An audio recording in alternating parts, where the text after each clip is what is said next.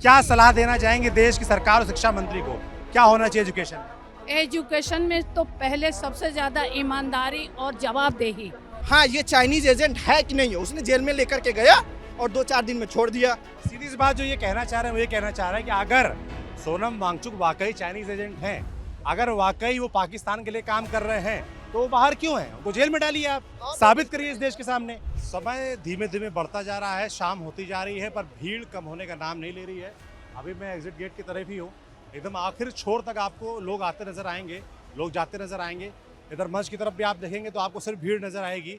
लोगों का आना लगातार जारी है, समर्थन मिलना लगातार जारी है और सवाल लगातार पूछे जा रहे हैं कि इस देश की सरकार आखिर कब बातचीत के लिए तैयार होगी, एजुकेशन में रिफॉर्म्स की बातचीत के तैयार होगी और धर्मेंद्र प्रधान क्या अकाउंटेबिलिटी अपनी तय करेंगे, क्या जवाबदेही देंगे, क्या इस्तीफा देंगे। लोग सवाल पूछ रहे हैं, हम भी लोगों से बात कर रहे हैं, समझ रहे हैं। ऐसे एक दादी हमको मिली, चित्रकूट से आई हैं आप? हैं? सिर्फ इसके लिए आई हूँ, इसी के लिए आई हूँ और मैं एक उद्घोष के लिए आई हूँ कि जब मैं आ सकती इस उम्र में तो इन बच्चों नवयुवकों को ये संदेश जाए कि हाँ हम भी आ सकते। बहुत सी परेशानी से लोग नहीं आ पा रहे हैं यहाँ, मगर सब इस शिक्षा प्रणाली से और वर्तमान समय में जो ये मांग उठी है ये सही सब ठहरा रहे हैं। और पहली ये मैं सरकार को बताना चाह रही हूँ कि ये एक चट्टान पे जैसे पहले हथौड़ा काम करता है, वो हथौड़ा दिखाई नहीं देता कि उसने अपना काम किया है, और ये हथौड़ा लास्ट हथौड़ा ही आगे चट्टानों को दरका सकता है ये।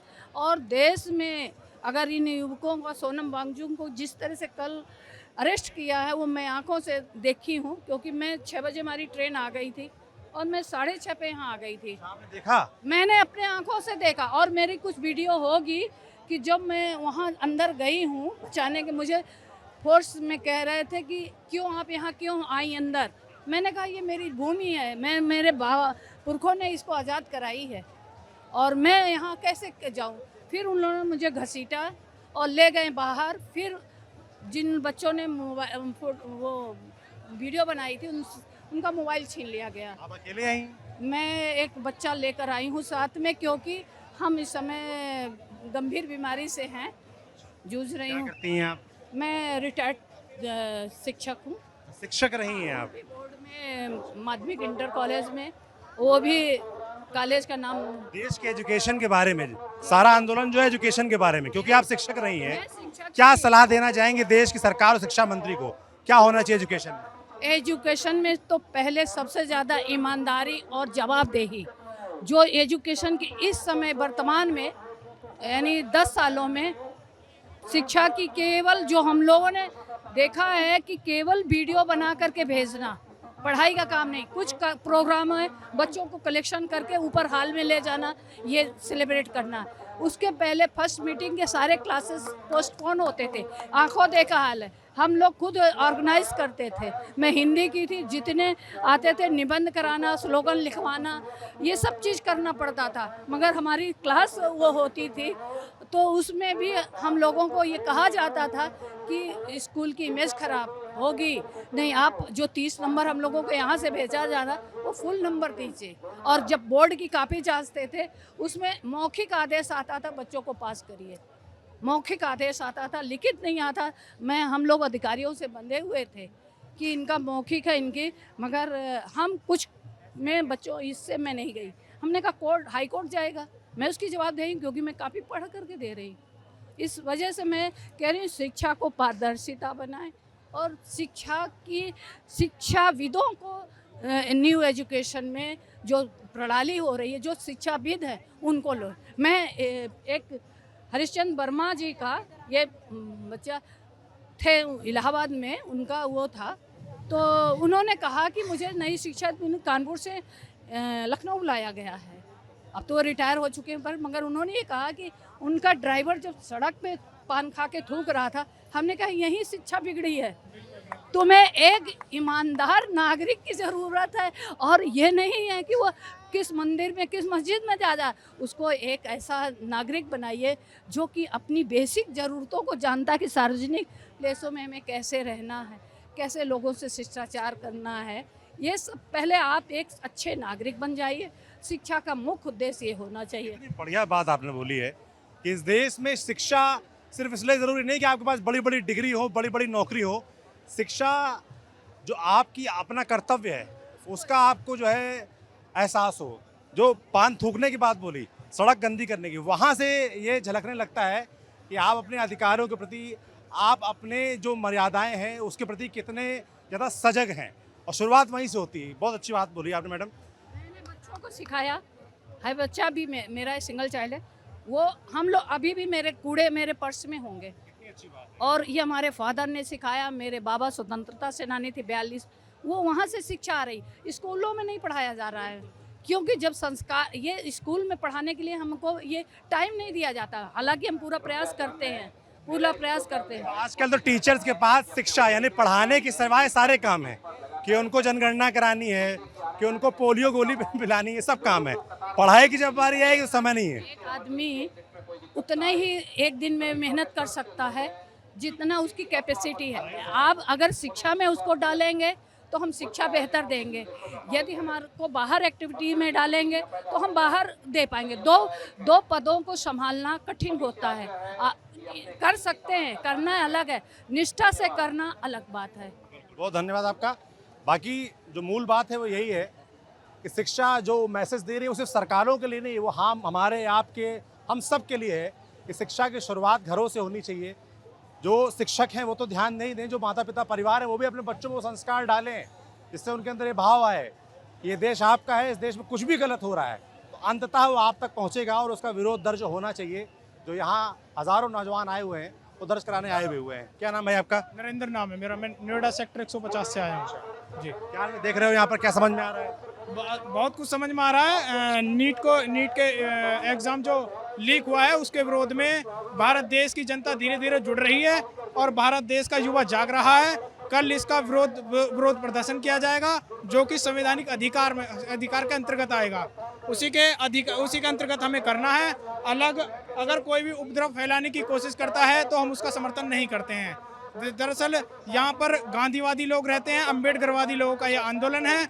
उन्होंने पहले से ही अहिंसा को अपनाया है, हिंसा से आज तक कुछ भी नहीं जीता है। गांधी नाम है आपका? अजय कुमार। आप अजय कुमार। अजय जी, कैसे आए आप यहाँ पे? सर, बच्चों को प्रेरित करने के लिए आए हैं कि बच्चों को जो है जिस हालत में हम देख रहे हैं, और जो कल मोदी जी ने जो हरकत की है, मोदी जी और वो अमित शाह जी ने जो पुलिस को भेज के ये एक पर्दे के अंदर जो उठा के ले गए हैं, ये अच्छी हरकत है। यहीं पर हमारे को पता लगता है कि कौन पढ़ा लिखा है, किसके पास क्या संस्कार है। वो पढ़े लिखे थे, सोनम वांगचुक जी वो पढ़े लिखे हैं, उन्होंने पीसफुल अपना प्रोटेस्ट किया। मोदी जी ने अपना दिखाया कि भैया मैं पढ़ा लिखा हूँ ही नहीं, मैं तो ऐसी हरकतें कर सकता हूँ, मैं ऐसी हरकतें कर सकता हूँ, मैं कुछ भी कर सकता हूँ। सोशल मीडिया में जैसे चलता है, सोनम वांगचुक आप कह रहे हैं पढ़े लिखे, सोशल मीडिया में बहुत लोग डालने लगते हैं, उल्टी बात करते हैं कि भाई वो चाइनीज एजेंट हैं, वो पाकिस्तान से पैसा। आपने इस तरह की बातें सुनी? तो जब ये सब बातें आप लोग जब सुनते तो आप लोगों के मन में क्या आता है? आप लोगों के मन में क्या आता है जब ऐसी बातें सुनते हमारे हैं? मन में ये आता है, भारत देश में आज तक जितने भी आंदोलन हुए हैं, किसान आंदोलन लगा लो तो उनको क्या कह दिया उनको बोल देता खालिस्तानी, और जैसे और लोग करते थे, यकीन भी कर लेते हैं, मैं देख रहा हूँ और बहुत लोग वीडियो डालते हैं बना के। ऐसा है कि आप मीडिया इसको दिखा रही है, और जो कुछ यूट्यूबर हैं वो इसको दिखा रहे हैं, प्रमोट कर रहे हैं, जो कहते हैं कि शायद मोदी जी ने कुछ सोच के अच्छा ही किया होगा, नोटबंदी शायद अच्छी ही की होगी, उन्होंने जीएसटी रिफॉर्म अच्छा ही किया होगा, उन्होंने गैस का सिलेंडर का दाम बढ़ाया अच्छा ही किया होगा, कुछ सोच के किया होगा। मैं उनसे ये बोलना चाहता हूँ, शायद आपने मोदी जी को वोट दिया है, वो आपने नहीं दिया है, सब डेटा का खेल है इस समय। सब मैं बोल रहा हूँ, मेरे पास मतलब कि मैं भी IT से हूँ, तो मैंने जो देखा है, सब आप जो सोच रहे हो ना, आप बातें कर रहे हो, पूरा डेटा गवर्नमेंट के पास है। आप किसके बारे में क्या सोच रहे हो, क्या बोल रहे हो, तो वो उसी के अनुसार मीडिया में मैनिपुलेशन। मैंने भी देखा है कि मैं किसी भी विषय में बात कर रहा हूँ, किसी भी प्रोडक्ट के बारे में बात कर रहा हूँ, कुछ देर बाद वो मुझे किसी सोशल मीडिया पे नजर आने लगता है ऐड उसका। तो जूता खरीदा तो तुरंत जूता दिख रहा है, घड़ी खरीदी तो तुरंत घड़ी दिख रही है, तो सुन तो सब कुछ रहा है, सब कुछ रहा है। तो this is a dangerous for this country. Why? Because अगर सोचो कोई सरकारी गवर्नमेंट एजेंट अगर कुछ बात कर रहा है अपनी फैमिली मेम्बर से, हेल्थ के बारे में, सिक्योरिटी के बारे में, ये सारा डेटा कहाँ पे जा रहा है और data is not secure as this time. तो ये देश के लिए भी खतरनाक है, आम पब्लिक के लिए भी खतरनाक है। और रही बात, मैं यहाँ पे आया हूँ एजुकेशन पे, सोनम वांगचुक को ले गए, वो चाइनीज एजेंट हैं, कौन है, तो मैं बोलता हूँ कि इसमें भी गवर्नमेंट की फेलियर है। क्यों फेलियर है? क्यों फेलियर है गवर्नमेंट की? क्योंकि he can not show us कि हाँ ये चाइनीज एजेंट है कि नहीं है। उसने जेल में लेकर के गया और 2-4 दिन में छोड़ दिया। सीधी सी बात जो ये कहना चाह रहे हैं वो ये कहना चाह रहे हैं कि अगर सोनम वांगचुक वाकई चाइनीज एजेंट हैं, अगर वाकई वो पाकिस्तान के लिए काम कर रहे हैं, तो वो बाहर क्यों हैं? उनको जेल में डालिए, आप साबित करिए इस देश के सामने कैसा है। खाली सोशल मीडिया में ख्यालबाजी, सोशल मीडिया में आरोपबाजी कैसे चलेगा? और जनता नहीं मान रही, तभी तो इतनी बड़ी संख्या में भीड़ यहाँ पे आ रही है ना। नहीं ब्रेन वॉश हो पा रहा है, कुछ लोगों का, सबका नहीं हो रहा है। ये ब्रेन वॉश, मैं बस उन गोदी मीडिया, कुछ न्यूज एंकर और कुछ यूट्यूबर, मैं जो ये सोचते हैं, शायद सोच के केजरीवाल को भी कुछ दिन तक सिटिंग सीएम को जेल में डाला, उसके बाद एक जज बोलता है कि कुछ भी नहीं है, एक जज बोलता है कि बहुत कुछ है। तो मैं किस चीज़ पे, जुडिशरी पे बिलीव किया जाए, गवर्नमेंट पे बिलीव किया जाए, मीडिया पे बिलीव किया जाए, किस पे बिलीव किया जाए? थोड़ा मैं अपने विवेक पे बिलीव करो, अपनी आंखों से देखो, अपनी राय बनाओ और जो सही लगे उसको प्रमोट करो। इसीलिए मैं किसी चाइनीज एजेंट के लिए नहीं आया हूँ, मैं आया हूँ यहाँ पे ओनली फॉर द एजुकेशन, जो कि मैंने कम से कम 2-3 बार एग्ज़ाम दिया एसआई का। मैं कसम से बता रहा हूँ, उस समय मेरे पास पैसे नहीं रहते थे, मैंने कान पकड़ लिया कि मैं यूपी में एग्ज़ाम दूंगा ही नहीं। क्यों? मैं आता था 1500 रुपये दे करके केवल एग्ज़ाम देने के लिए, और पता चला पेपर दे के निकला लीक। फिर अगेन आया मैं, सेकेंड टाइम होगा paper leak. Who will pay me 3000? Who will pay मी? आपने बोला फ्री में एग्जाम हम करा रहे हैं, घंटे का फ्री में एग्जाम करा रहे हैं। बिल्कुल, ये गुस्सा जायज़ है आपका। एक आप लोग बीच एक लड़की है, महिला, उससे मैं बात करूँ थोड़ा सा, वरना अच्छा नहीं लगता। क्या नाम है आपका? पूजा मान। क्या करती हो आप? मैं अभी जॉब कर रही हूँ, मैं जॉब कर रही हूँ कॉर्पोरेट सेक्टर में। यहाँ पहली बार आई कि पहले भी आई? नहीं, पहली बार ही है, पहली बार। क्या आया दिमाग में जो आ गई यहाँ पे? ये कि सभी लोग एजुकेशन को सपोर्ट कर रहे हैं, और ये बहुत अच्छी बात है कि एजुकेशन को सपोर्ट करना चाहिए। लोग कितनी तैयारी करते हैं, 5-5 साल लगा देते हैं, जिसकी फैमिली में कितना फाइनेंशियल प्रॉब्लम होता है, वो मतलब कैसे किस तरीके से तैयारी कर रहे हैं, इसीलिए तो वो मर जाते हैं। क्यों मर जाते हैं? वो सुसाइड कर लेते हैं क्योंकि उनके पास पैसा ही नहीं है। पढ़ने के लिए पैसा नहीं है, रहने के लिए पैसा नहीं है, खाने के लिए पैसा नहीं है, फैमिली वाले पैसा नहीं दे पा रहे हैं, तो क्या करेंगे? वो इसलिए मर जाते हैं। और पेपर जब देने जाते हैं, फर्स्ट ईयर चलो ठीक है, सेकंड टाइम पे दिया, नहीं लीक हो गया, थर्ड टाइम पे दिया, 5-5 साल 10-10 साल लग जाते हैं पेपर को क्वालिफाई करने में, और ऊपर से ये कहते हैं कि लीक हो गया। तो क्या करें? अब क्या करें इसके लिए? आप सवाल शायद बहुत सारे बच्चों के मन में आया होगा और जिसके बाद वो नहीं रहे, और इसकी जवाबदेही इस देश की सरकार की थी, इस देश की शिक्षा मंत्री की थी, जो कि जवाब नहीं दे रहे। अभी रीनीट का जो पेपर हुआ है, उसके जो रिजल्ट आए हैं, उसमें भी रिजल्ट में ओएमआर शीट में कई तरह की गड़बड़ियाँ, रिजल्ट्स में कई तरह की गड़बड़ियों के आरोप लग रहे हैं।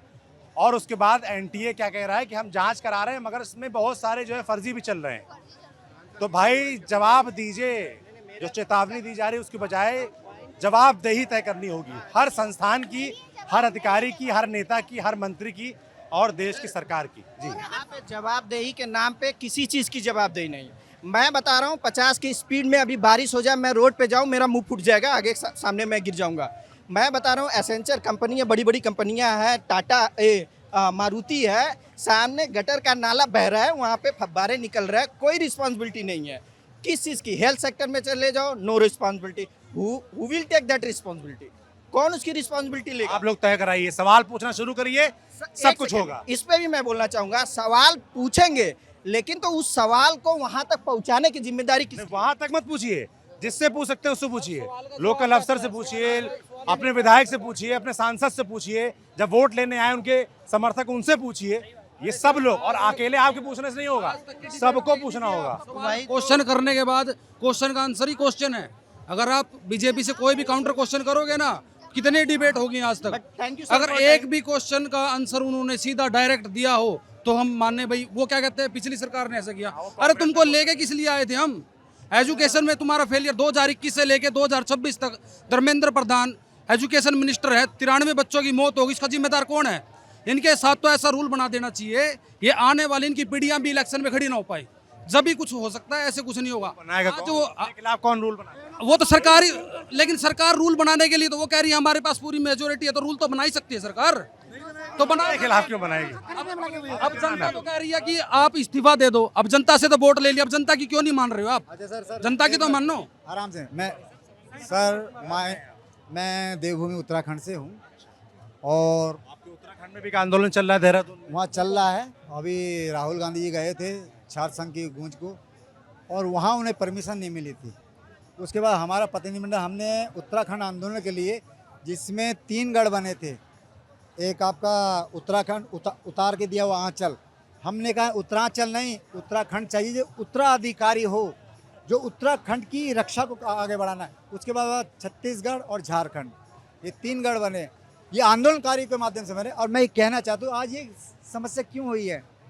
देखो, राम गयो रावण गयो जाको बहु परिवार, एक दिन संसार में जो आया, ये राम का चूरन और राम रहीम का चूरन मिलकर, और इधर मंदिर मस्जिद गुरुद्वारा गिरजाघर शमशान, और ये करते करते कब्रिस्तान, और आज आगे एजुकेशन जौहर यूनिवर्सिटी के अंदर।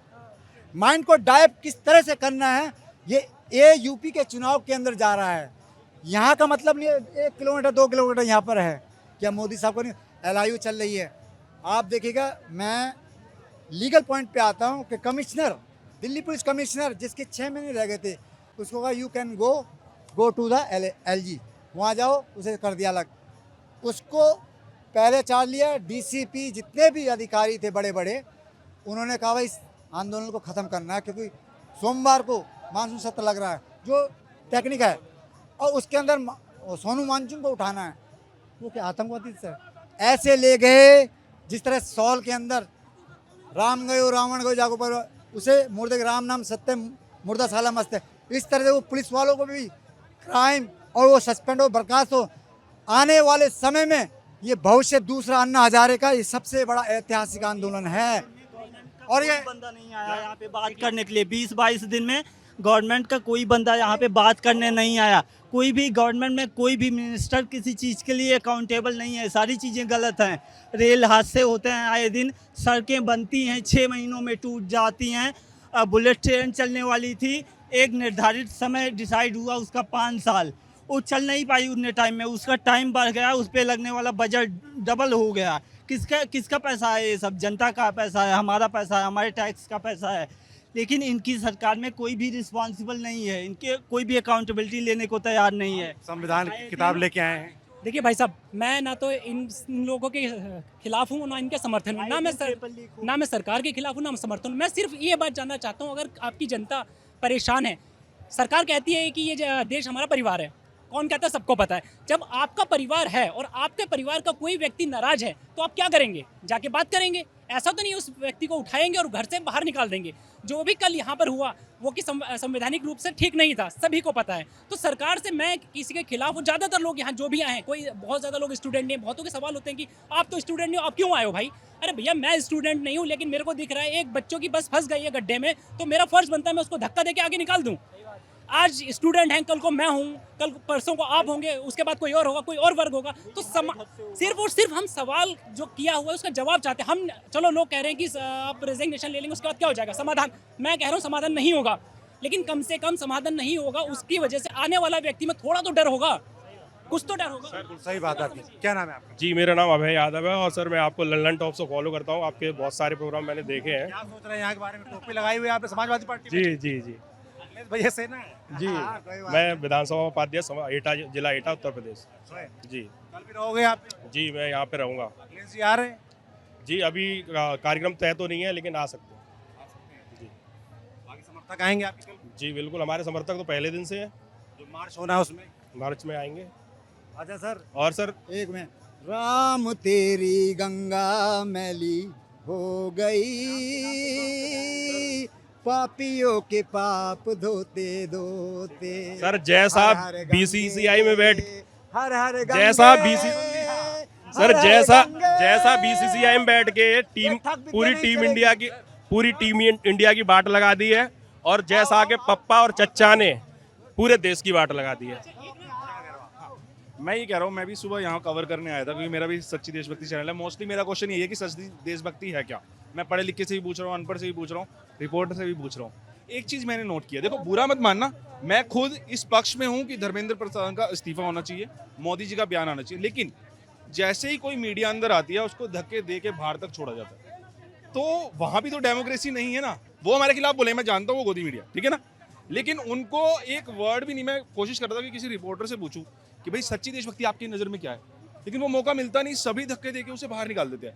और यही कवर ना होने के कारण थोड़ा, देखिए हमने अन्ना हजारे देखा कितनी भीड़ थी, वो कवर करेंगे, नेगेटिव करेंगे, पॉजिटिव, लेकिन वो कवर ही नहीं करने दिया जा रहा। ये नहीं कि मेरे पास वो है वीडियो क्लिप है, नीचे रखे उनके, वो हिम्मत भी नहीं कर रहे कि हम उठाएं।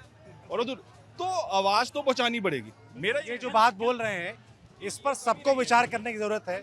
जो मीडिया वाले हैं उनको भी विचार करने की ज़रूरत है और जो यहाँ पर लोग हैं उनको भी विचार करने की ज़रूरत है ना। ऐसे किसी का विरोध नहीं होना चाहिए, सबको अपनी बात रखने का इस लोकतंत्र में हक है, अधिकार है। एक तरफा संवाद जहाँ भी होगा वहाँ दिक्कत आएगी, ये नहीं होना चाहिए। संवाद का सिलसिला लोकतंत्र की नींव में सबसे मजबूत चीज़ है और वो होती रहनी चाहिए। हम भी अपना काम करते रहेंगे, लोगों को दिखाते रहेंगे। आप न्यूज़ देखते रहिए। मेरा नाम सौरभ त्रिपाठी है, कैमरे पे सुधांशु, शुक्रिया।